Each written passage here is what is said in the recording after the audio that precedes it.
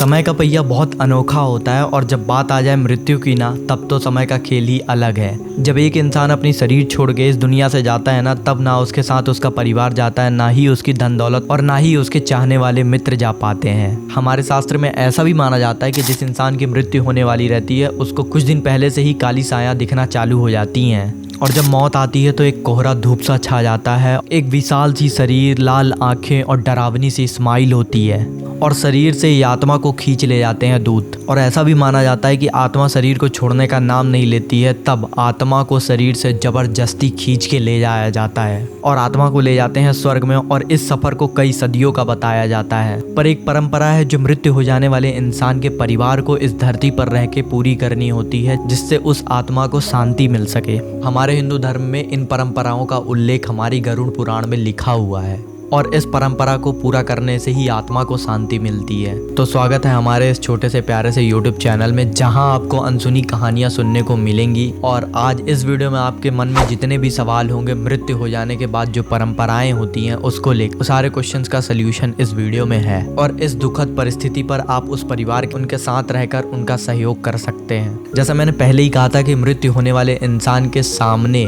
काली साया दिखना चालू हो जाती है और वो साया होती है जो पृथ्वी और स्वर्ग के बीच में फंस जाती हैं। और वो साया हमेशा एक नए शरीर की तलाश में रहती हैं। इसलिए हमारे गरुड़ पुराण में बताया गया और कहा भी जाता है कि मृत्यु शरीर को कभी भी अकेला नहीं छोड़ना चाहिए। और कुछ क्रियाएं होती हैं जिनको सबसे पहले किया जाता है, जैसे मृतक के शरीर को नहलाया जाता है, नए कपड़े पहनाए जाते हैं, कान और नाक में रुई डाली जाती है और मुंह पे तुलसी का पत्ता रखा जाता है। और ये सब करने का मुख्य उद्देश्य ये है कि शरीर एकदम शुद्ध हो जाए और कोई भी छिद्र से काली साया शरीर में प्रवेश ना कर सके।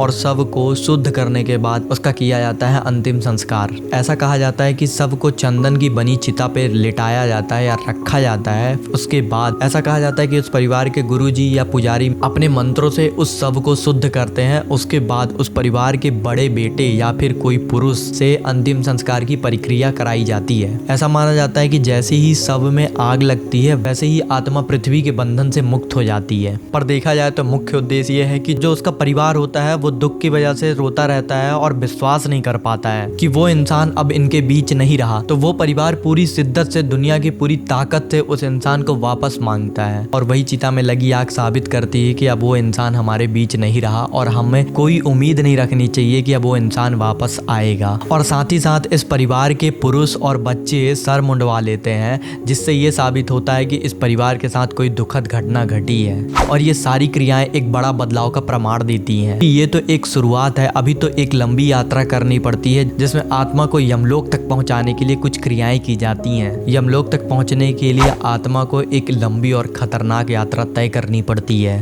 धीमी और कांपती आवाज में आत्मा चिल्लाती रहती है। वह आत्मा जो अपने शरीर को अभी अभी छोड़कर जा रही है। चित्रगुप्त यमदूत के साथ यमलोक जा पहुंचे हैं उस आत्मा के कर्मों का हिसाब करने के लिए। और वो आत्मा चिल्लाती है कि ये सब मेरे साथ क्या कर रहे हो, मुझे मेरे घर जाने दो।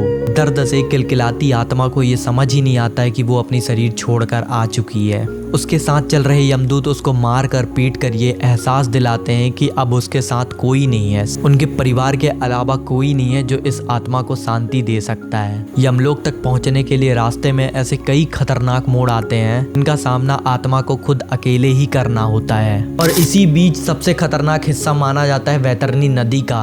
ये खून से भरी नदी को पार करने के बाद ही आत्मा यमलोक तक पहुंच पाती है। ऐसा माना जाता है कि आत्मा को 13 दिन लगते हैं ये सब पार करने में। कुछ भी नहीं खिलाया जाता है और भोजन और पानी के बिना आत्मा दिन ब दिन कमजोर होती जाती है और आत्मा आगे की रास्ता तय नहीं कर पाती है और अपना दम तोड़ देती है। इससे बचने के लिए पिंडदान किया जाता है। ये एक ऐसी विधि है जिसको ना करने से आत्मा पृथ्वी और यमलोक के बीच में फंस जाती है। गरुड़ पुराण के हिसाब से यमलोक तक पहुंचने के लिए 16 अलग अलग शहर हैं। यमदूत प्रत्येक शहर पर थोड़ी देर के लिए रुकते हैं और उसी समय पिंड और जल देते हैं। दान हम 10 या 12 तारीख को करते हैं और इसी स्थान पर आत्मा को भोजन और पानी मिलता है और इसको खाने के बाद आत्मा कठिन यात्रा करने को तैयार हो जाती है और इसीलिए कहा जाता है कि पिंडदान इतना महत्वपूर्ण है। लेकिन पृथ्वी पर यह अनुष्ठान एक परिवार को एकजुट रखता है। 13 दिन लोग एक साथ आते हैं, एक साथ खाना खाते हैं, समय बिताते हैं, साथ में अतीत के बारे में बात करते हैं। यह सब एक परिवार को इस कठिन समय में एक दूसरे का सहारा बनने में सहयोग करता है। और ये सब के बाद एक परंपरा या प्रक्रिया निभाई जाती है जिसमें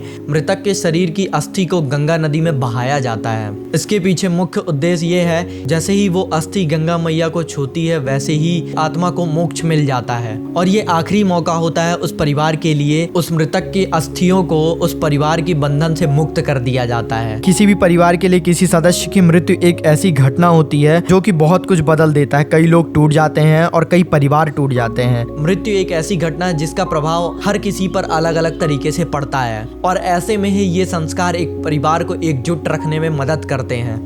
जिस घर में मातम मनाया जाता है वहाँ हमेशा लोग रहते हैं, आना जाना लगा रहता है, हर कोई किसी ना किसी काम में व्यस्त हो जाता है। यह एक ऐसा समय है जब ना तो केवल परिवार बल्कि आस पड़ोस भी प्रयास करता है किसी तरह योगदान देने का।